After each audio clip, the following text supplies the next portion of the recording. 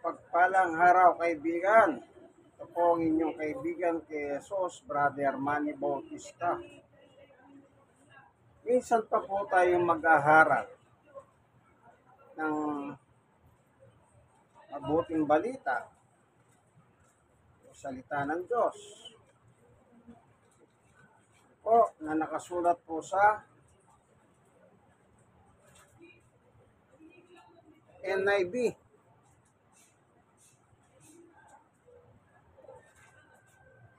Sabihin po, New International Version. Ayan. Itong hawak kong Bible na NIV ay tinatawag na Diglot Bible. Diglot. Na yung nagpalimbag po ay tingnan natin dito. Ang salita ng Diyos, ESD, copyright A 2010, 528 by Biblica, published by Touch Life Global Foundation Inc. Corporation. Yun. Unit 201, Benelisa Mansion, 222 F. Roas Street, corner 4th Avenue, Grace Park, Caloocan City, Metro Manila, Philippines. Sila po yung nagpalimbag nitong Bibliang Diglot ng AIV. Sabihin po, English-Tagalog po ito. Kung sa King James Version, Diglot, English-Tagalog din, pero King James Version.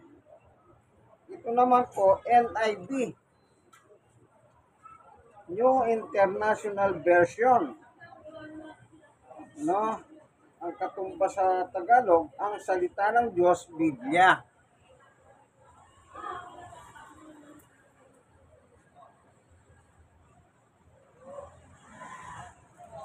Opo, ayan.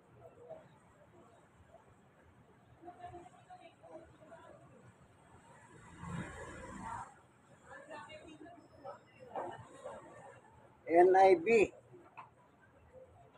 Ngayon, ang ating pong tatalakayin ay tungkol sa paniwala.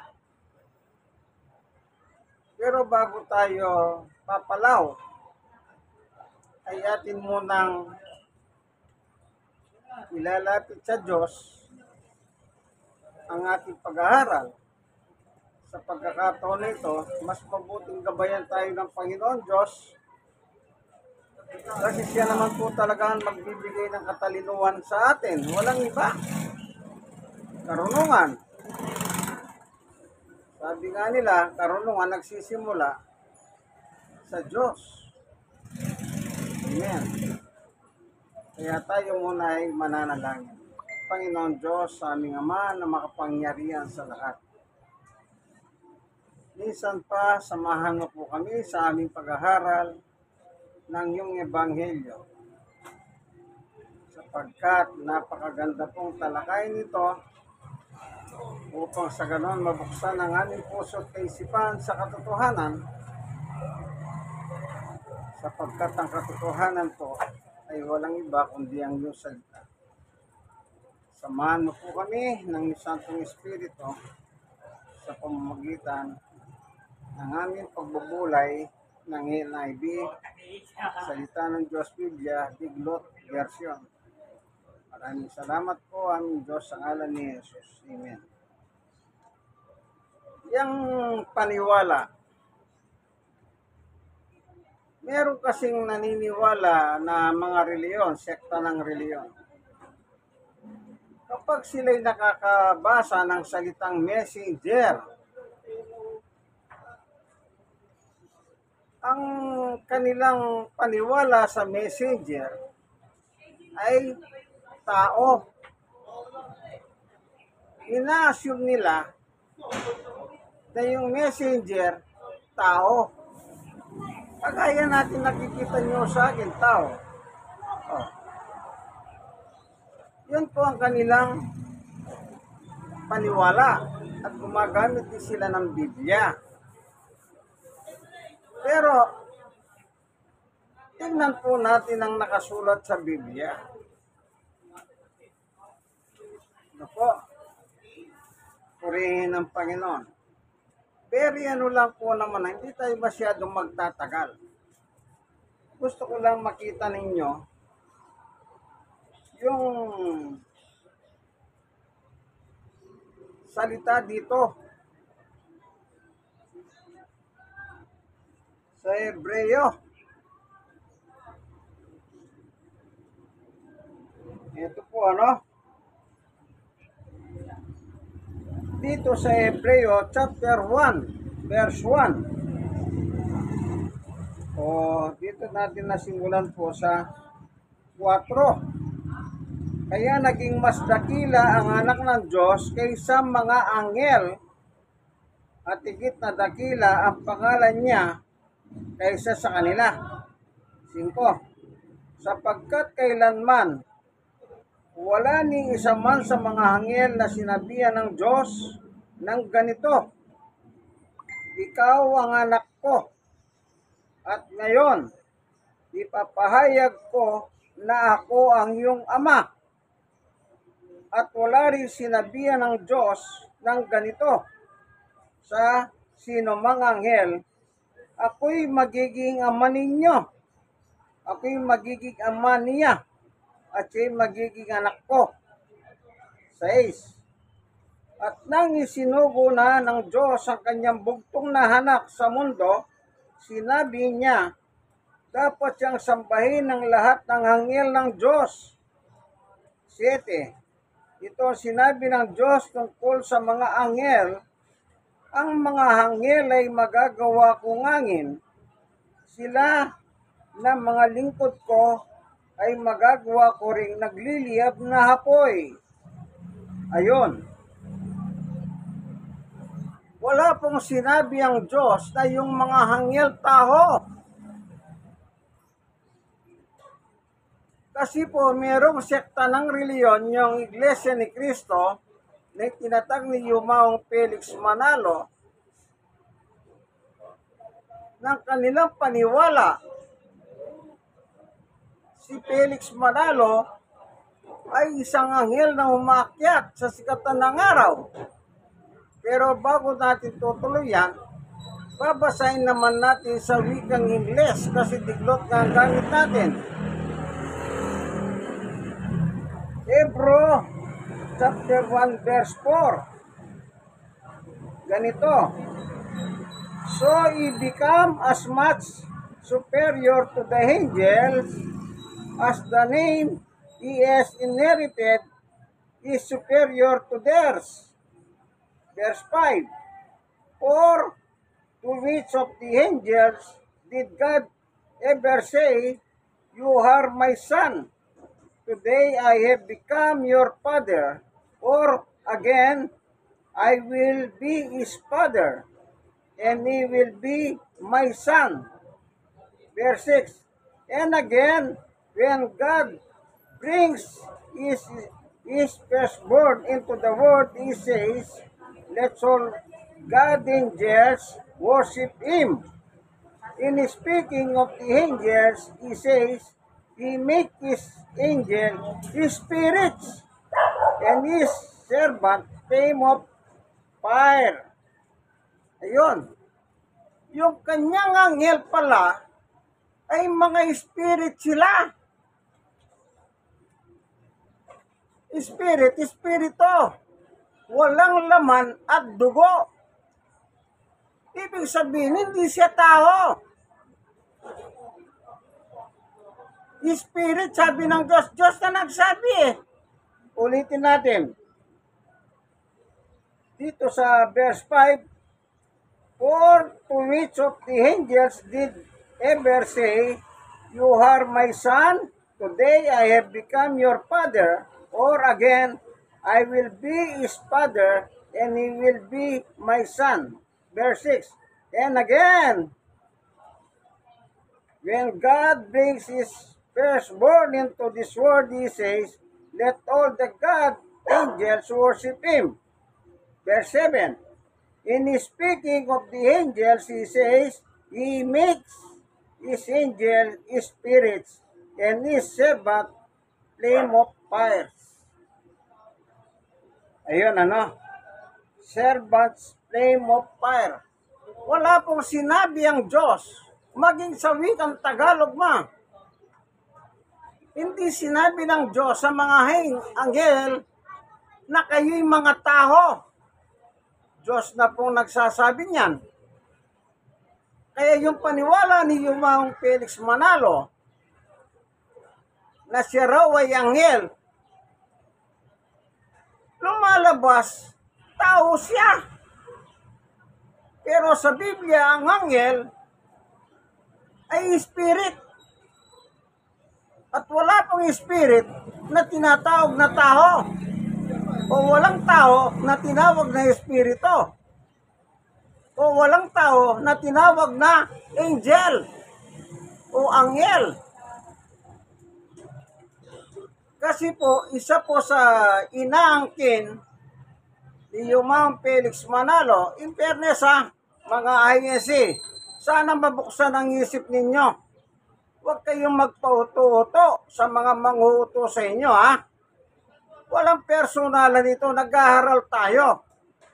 Ako nakakaranas akong mga batiko sa social media, sa Facebook. Siyempre magtatanggol ako. Wala silang nilalabas sa mga talata, puro sila pamimintas. Sa akin, ang aking kalbo. Hindi ganyan. Kaya sabi ko sa kanila, maglatag kayo ng talata ng Biblia. Kung kontra kayo sa nakapost doon na pinost ko, maglatag kayo, kailangan ang ipangungontra ninyo nakalatag din sa Biblia. Wala po silang may latag O kaya ginagawa nila, ayan, pamimintas. Wala silang galang Wala silang galang. Yan. Maliwanag po ang sabi ng Diyos, ang kanyang mga angels, ay ginawa niyang spirit. Napakaliwanag Paano mo? Ibig mo sabihin, mas magaling pa si Felix Manalo na patay kesa sa Diyos? Itong inaangkin nila. Dito po sa Revelation chapter 7. Tingnan natin. Ito po. Basahin natin sa Tagalog. Pahayag chapter 7 verse 1. Pagkatapos nito, nakita ko ang 4 na anghel na nakatayo sa 4 na sulok ng mundo. Pinipigil nila ang 4 na hangin upang walang hangin umihip sa lupa, sa dagat o sa alinmang punong kahoy. 2. At nakita ko ang isa pang anghel na galing sa silangan na taglay ang pantatak ng buhay na Diyos. Sumigaw siya sa 4 na anghel na binigyan ng Diyos ng kapangyarihan maminsala sa lupa at dagat. Yung verse 2, ito po yung inaangkin ni Yumang Felix Manalo. Siya raw ito, yung may dala ng pagtatak. Nasa kanila pong doktrina yan, nasa kanilang mga magazine. Kaya hindi mo na matatanggal yan lalo na kayo, patay na siya. Yung anak niya namatay na rin. Nangangasiwa ngayon. Yung apo niya. Si EBM nila. So yung verse 2 ng Revelation chapter 7 verse 2, yun ang inaangkin niya. Siya raw yun. Basahin natin sa wikang Ingles. Revelation o Pahayag, chapter 7, verse 1. After this, I saw 4 angels standing at the 4 corners of the earth, holding back the winds, the 4 winds of the earth, to prevent any wind from blowing on the land or on the sea or on any tree. Verse 2, ito na po. Then I saw another angel coming up from the east, having the seal of the living God.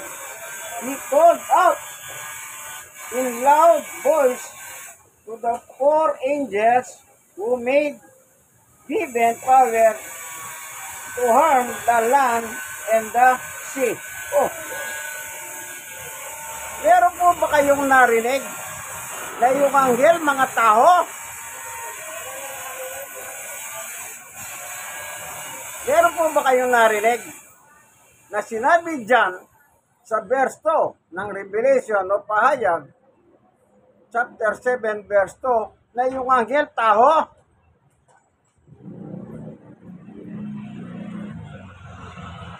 Wala. Ngayon, meron silang ginagamit na Bible. Hindi ko lang mahalala na ano ko na rin yun sa kanilang mga programa. Nang nakalagay doon, messenger. Kaya sabi ko nga po sa inyo, nakabasa lang sila ng hindi Tagalog yun English yung binabasa nila na mga Bible. Nakalimutan ko na lang, sana nilista ko sana, Ngayon, ang nakalagay doon ay messenger. Kaya ina-assume nila yung verse 2 na messenger is si Felix Manalo. Samantalang dito, ang nakalagay, anghel. Ang sabi ng Diyos sa mga anghel, espiritu sila. Pag sinabing espiritu, wala silang laman at dugo na gaya natin. Hindi mo sila makita kasi nga espiritu sila. Yung ventilador, pag umihip yung ventilador, nararamdaman mo yung hangin, pero hindi mo siya nakikita. Ganyan din po ang uri ng espiritu. Kaya sabi nila doon sa mga psychic, yung napapanood natin sa mga pelikula, sa television, nararamdaman namin, sabi nila. Nararamdaman lang nila, pero hindi nila nakikita. Kasi po espiritu, wala pong laman at dugo. Ngayon, yung Bible na ginagamit nila, nakalagay doon messenger. Ibig ba sabihin, pagka nakakita ka ng salitang messenger, assuming tao yun? Samantalang dito sa NIV, anghel ang nakalagay. Assuming, messenger kaya, hindi lahat ng messenger ay tao. Kahit ang anghel po, messenger din yan. Maging ang mga anghel, tinatawag silang messenger. Pero, ang tao ay tao. Ang anghel ay espiritu. Yan ang dyan. Yan ang katotohanan. Wala kang magigitang tao, anghel. Malaking yan. Panluloko po yan. Niloloko lang kayo. Oh. Kaya ako po, Kaya nagbasa po ako. Oh. Sukat ba na mga kinin mo yung isang anghel na may dalang pagtatak ng Diyos, tatatakan mo yung 4 na anghel? Siyempre, pag anghel ka, nakikita mo yung kapwa anghel mo. Pag tao yun, ibig ba sabihin yung apat na yun, tao rin? Yung pumipigil, yung pipigilan mo? Meron din po silang doktrina dyan. Malayong malayo yon yung mga sa kasaysayan nila.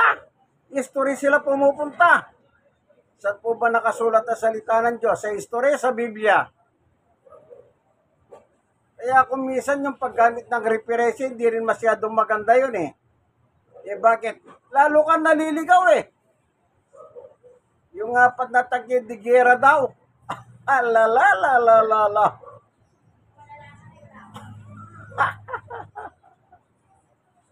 Apat na bansa, iba-iba ang panahon. Pagkatapos sisigawan ni Felix Manalo. Hoy! Malaking kalokohan yan. Oh. Ala. Nawala na po sa kanilang katinuhan ng mga itong grupong ito. Tapos, diretsahan ko sinasabi sa inyo, wala na sa katinuhan niya. Wala na kayong magagawa kasi na doktrina nila. Mahirap nang bawiin yan. Kaya yung iba sa kanila lumalayas.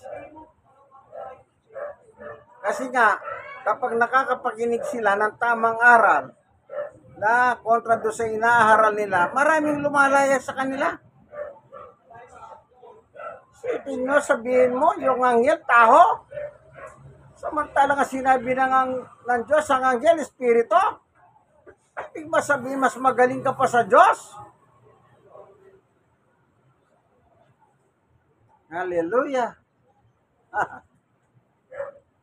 Hindi ko mo nakakita ka ng salitang messenger o nakabasa ka, assuming tao na yon. Hoy, gising! Masyado kayong, kumbaga sa radical ang tawag dyan. Mga hiliga recruiter. Recruit na recruit.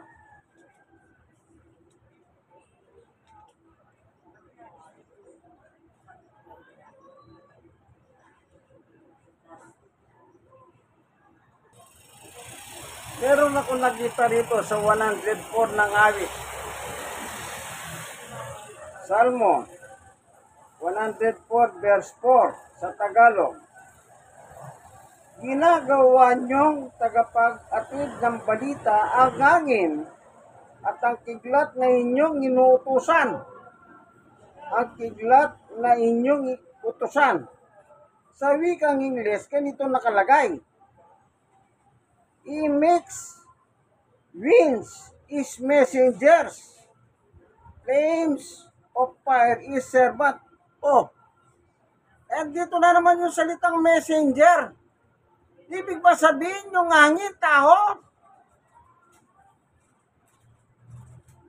Oh, kayong mga nauto ni Satanas. Ito, sa Tagalog ginagawa nyo tagapag-atid ng balita ang hangin, no? Yung hangin sa English, messenger. Ano pa? At ang kidlat na inyong inutusan. Oh. Hallelujah. Kaya sinasabi ko nga po sa inyo, kaya yung Biblia nakalimutan ko lang ginuha yung title, sana sinulat ko sana eh. Para meron akong referensya na ipakita. Pero yun ang ginagamit nila. Kasi meron nakalagay doon sa Revelation chapter 7 verse 2. Yun ang Bibliang ginagamit nila kasi nga messenger ang nakalagay. Eh paano itong nakalagay dito? Yung hangin messenger pala. Oh. Paano yan? Pero walang nakasulat sa Biblia na yung anghel taho o yung anghel ay taho. Yun ang totoo. Kaya messenger, tagahatid. Oh. Yun ang papel ng messenger, tagahatid. Nagtatrabaho, anong trabaho? Messenger po ako. Hindi utusan ka ng boss mo, maghatid ka ng mga dokumento sa kabila. Messenger ka. Oh, tao ka kasi nagtatrabaho ka. Pero walang anghel na tinawag na tao ang Diyos. Hoy! Yan ang gusto ko lang ipakita sa inyo. Yung kanilang panggugulang. Kaya lagi ko po sinasabi sa inyo, magbasa kayo ng Biblia. Huwag kayong magpauto-uto sa mga manguuto. Alam nyo, yung in fairness, ayan ha, hindi ba pinagbabawal ninyo magbasa ng Biblia ang mga miyembro ninyo, mga Iglesia ni Cristo, kay Felix Manalo? Marami na akong nakita. Yung diakono nga, hindi makapagbasa ng Biblia eh. Tinapatan ko eh. Oh, ito dala kong Biblia. Oh, basahin mo kako. Ayaw niya eh. Pero diakono yun. Eh bakit tayo niya magbasa? Eh talagang hindi sila pwedeng magbasa. Yan po ang isang panluloko nila. Na sinasabi nila, kami lang ang may karapatan magbasa. Sino nagsabi sa iyo ikaw lang ang may karapatan? Eh sabi nga ng Diyos, basahin niyo ang Biblia. Diyos na nga nag-uutos, o kontra ka pa eh. Sa bagay, sa pelikula, yung kontra binubugbog lang. Bandang uli, binabarit, pinapatay pa. O subukin yung manood sa pelikula ni Fernando Po Jr. Di ba yung mga kontrabida, pinagbabaril niya. Oh. Kontra kasi sila sa bida. Ang bida sa Bible ang Diyos. Kinukontra nyo. Oh. Papatayin din kayo ng Diyos. Bakit? May impyerno. Kumukontra kayo sa Kanya eh. Kaya hindi kayo babarilin ng Diyos. Itatapon lang kayo sa impyerno. Revelation 21:8. Kayong mga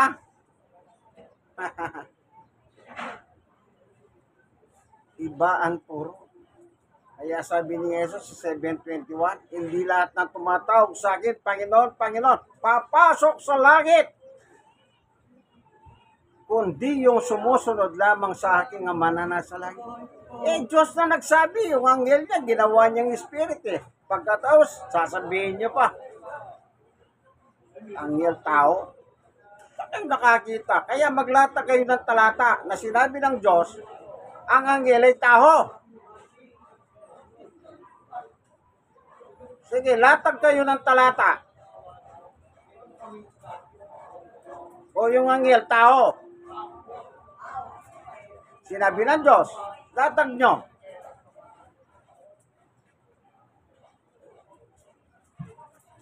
Binabasa natin po, English Tagalog. Hindi man ako marunong masyado sa English.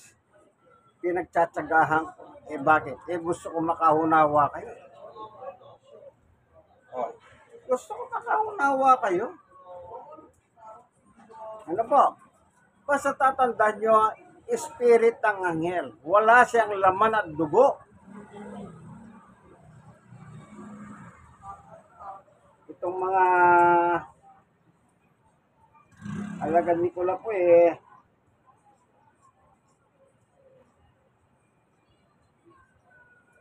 na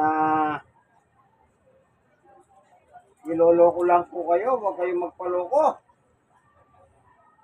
Tandaan nyo po yan, huwag kayong magpaloko.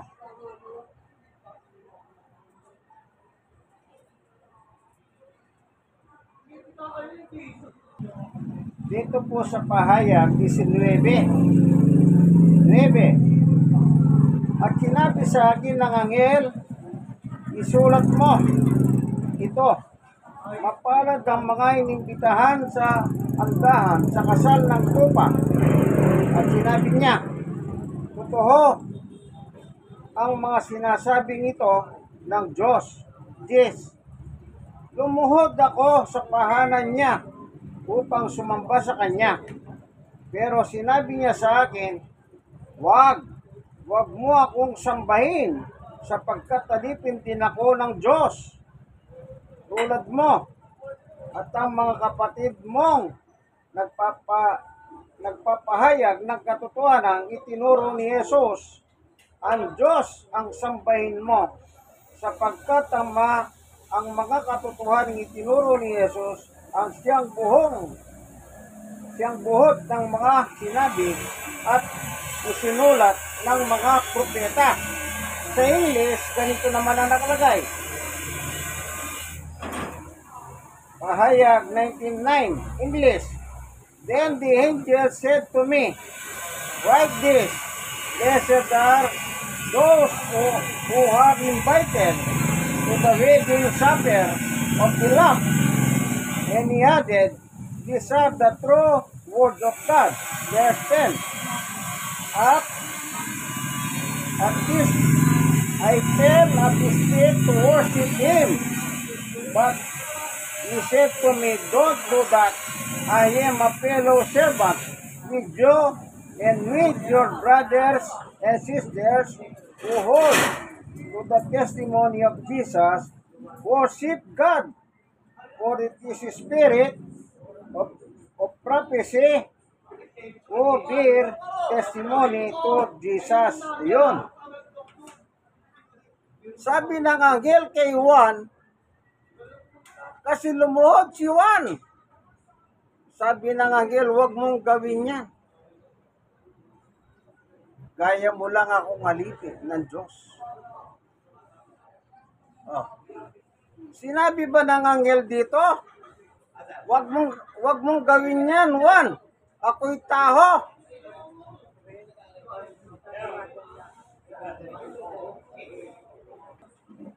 Kaya, napakaliwanag. Hindi sinabi ng anghel, oy, Juan, huwag mong gawin yan, tao ako, nagaya mo. Wala! Sabi niya, halipin din ako, gaya niyo. Oh. Kaya dito po nagkamali si Yumao Felix Manalo. Nangangkinin niya. Sana hindi na lang niya inangkin niya sa Revelation 7:2 eh. Kahit pa paano, walang may babato sa kanya. Hindi eh. At yung kanyang mga ministro, umanap pa sila ng Biblia. Mahilig maghanap ng iba't ibang klaseng Biblia dyan. Makakita lang sila salitang messenger. Isa lang ang tanong ko eh. Maghanap kayo ng Biblia na sinabi ng Diyos ang kanyang spirit ay taho. Na yung messenger taho. Huwag naman kayong mag-assume na taho kaagad. Nakabasa lang kayong messenger. Yung nga sa hawit, yung hangin naging messenger eh. O tao ba yun?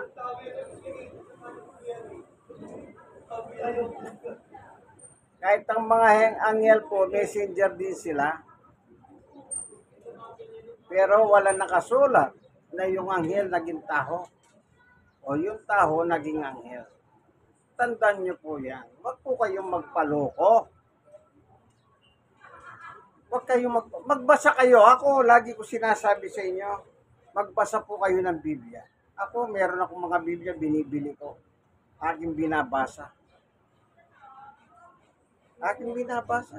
Kung minsan po, namimigay din ako pag may pera, bibili ako ng Biblia, pinamimigay ko naman. Tandaan nyo po yan, ano?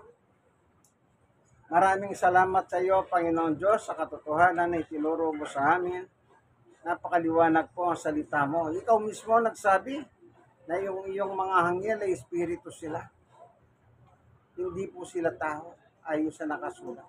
Salamat po, Panginoon Diyos, sa liwanag ng iyong turo at aral. Nawa, yung mga makakapanood ng video ito, buksan mo rin ang kanilang kaisipan. Buksan mo po.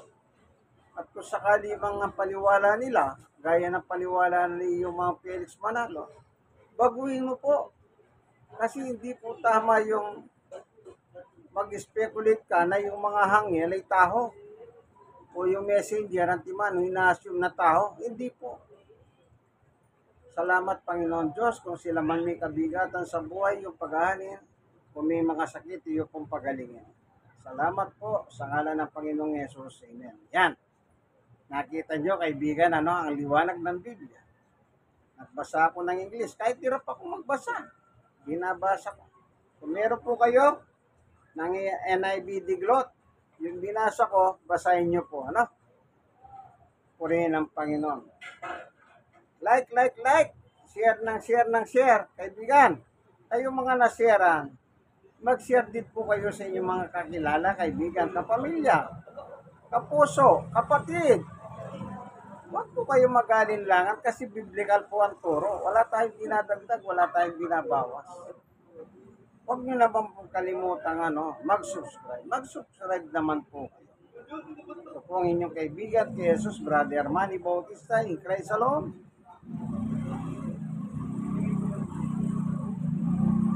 Ang katotohanan ayon sa NIV Diglot.